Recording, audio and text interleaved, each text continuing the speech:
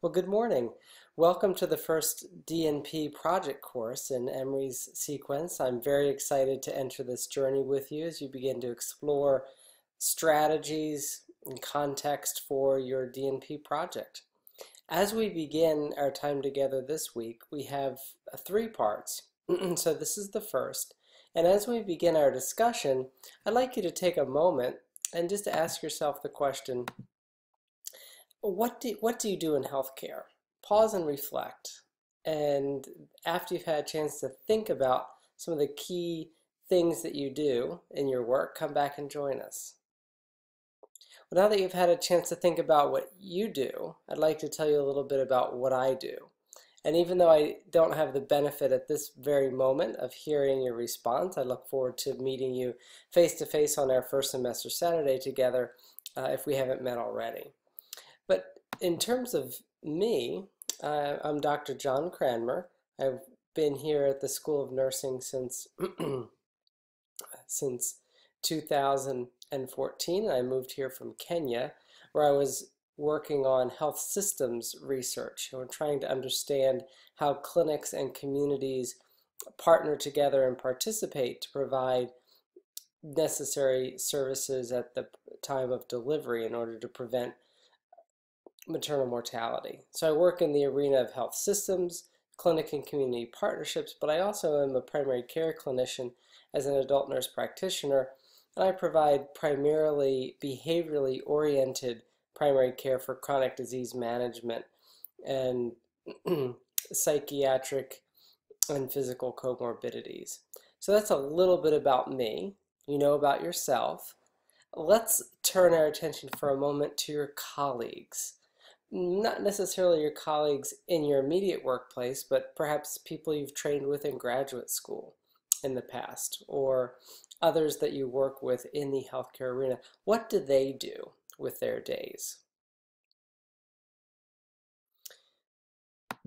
So perhaps some of them practice. They see patients face to face, they provide bedside care in an inpatient facility, or they provide primary care as a nurse practitioner, or provide emergency services in an ED and urgent care setting, but their primary role is a face-to-face contact with patients. Some of your colleagues may work in the arena of discovery. They generate new knowledge about nursing science or healthcare practice, pharmacologic interventions, or other areas of healthcare discovery. And some of your colleagues may also work on disseminating those findings, taking them, what is found, out into practice. But probably, regardless of the specific role that you or your colleagues have, many of us work on implementing existing findings. And so what I'd like to do is begin the first discussion today by considering this. With implementation of clinical knowledge, what do we know about that process? Well, we know that if you look at some of the primary drivers of preventable global death, 300,000 women die related to pregnancy and labor every year. And when we expand that lens to look at other primary drivers of global death, you can see that around 1,500,000 people globally die of HIV every year, of preventable complications of HIV infection. Around 1,200,000 die of tuberculosis-related causes, and a staggering nearly 7 million young children die of preventable causes each year. So you can see there's a very large burden of absolute death. But you might say, well, that's on a global arena. Those are very hard to change health outcomes. I'm much more concerned about my clinical practice, or things that are closer to my control. So let's back up from that broad picture of very hard and fast, if you will, health outcomes, and look more at quality indicators. So in this graph, we're looking at interventions on the x-axis, and on the y-axis is a percentage. And these data come from the World Health Organization, and they're looking at the median occurrence of these clinical indicators globally in all the WHO countries. So we know that measles is an infectious disease that is highly contagious with high potential for mortality and significant morbidity associated with it. So of course, when a measles vaccine is a highly efficacious intervention to prevent the occurrence and the transmission of measles. And globally, the median occurrence of measles vaccination is 93%. So we're actually performing quite close to target. We still have another 7% to go to reach that 100% benchmark, but some significant progress has been made. But when we look at the proportion of patients with severe advanced HIV disease who are on appropriate therapy or on any antiretroviral therapy, that drops down to a staggering 49%. So we saw there's a high global burden of preventable diseases in absolute numbers. We saw that these quality indicators of clinical care are also compromised from a global perspective.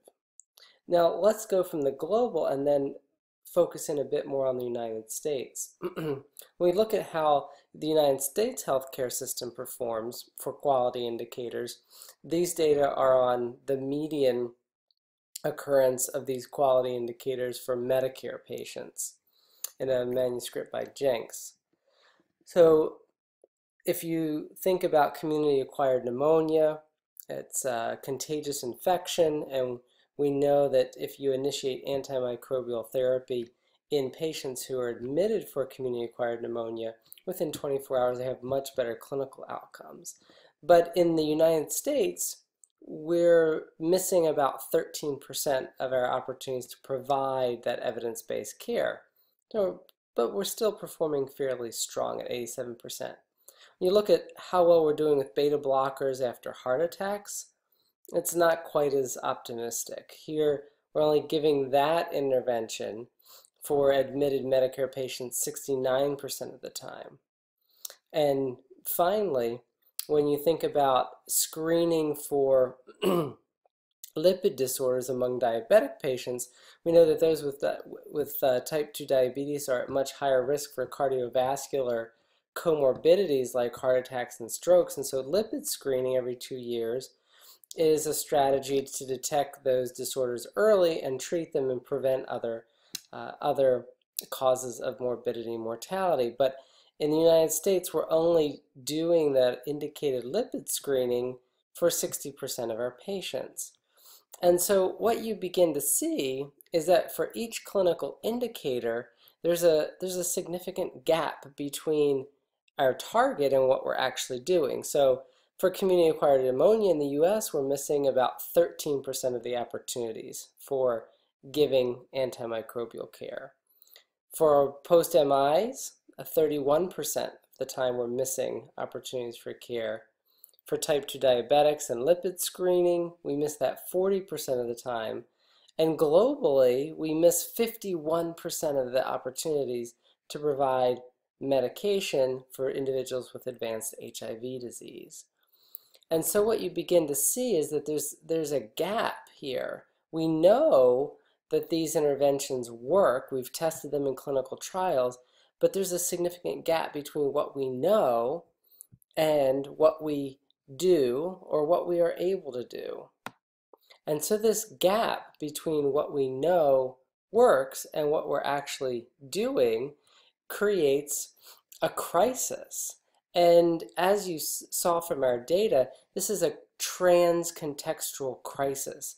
It's not limited to the United States. It's not limited to just disease outcomes like death from HIV. It also is related to the process of clinical care, giving a measles vaccine when it's indicated, giving a beta blocker when it's indicated. So it's not discriminating against high-income and low-income countries. It's not discriminating against infectious disease or injuries. It's trans-contextual.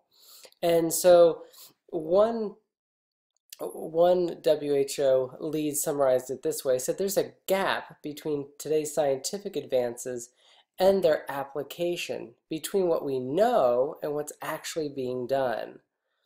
It goes on to say, health work teaches us with great rigor that action without knowledge is wasted effort, just as knowledge without action is a wasted resource. So it's a very poignant quotation showing us that we need to act in a way that's informed in order to maximize the effort that we put out to act in the first place. And on the flip side, we need to have information that translates into action and knowledge, or else we waste the resources in getting the knowledge in the first place. And so we have a significant gap between what we know works clinically and for populations and what we do. So the question becomes, well, what do we do about that gap? And this trans-contextual crisis can be addressed in any number of ways. You could look at it from a legislation perspective. You could look at it from designing programs, from pilot testing interventions that are known to work in a new site.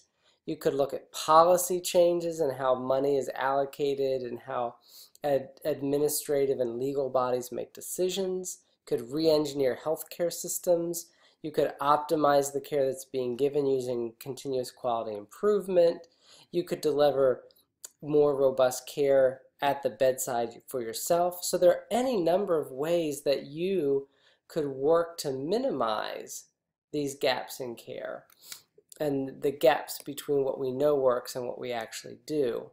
However, I'd like to suggest to you that perhaps the strongest, if not profoundly powerful way to minimize that gap between what we know and what we do is by obtaining your Doctorate of Nursing Practice credentials, because the Doctorate of Nursing Practice prepares you explicitly to bridge the gap between what is known from evidence and research and what is done in practice. And so I'm excited to enter this journey with you as you begin to develop these skills to identify what's known, what are the best practices, and you begin to develop skills for translating that knowledge into practice so that what we do is much more effectively aligned with what we know works. So I borrowed a few statistical resources from Kenny Scher in this presentation from 2013, and we have begun our first talk in this course by looking at problems. The problem of the no-do gap, or when knowledge that we've generated scientifically hits a dead end and doesn't translate into practice. This provides the basis for your entire DNP studies. This is what you will be doing in your program, working to take what's known and get it into practice, minimizing the distance between what is known and what is done. So I'm excited to enter this journey with you. I hope you'll join me for our second talk in week 1, where we're going to look at some models and strategies for minimizing that gap. And then we'll finish by talking about course logistics, how this course is set up, how it will run and operate moving forward. So have a wonderful week. I look forward to meeting you in person and reading your responses to the prompts this week. Have a good day.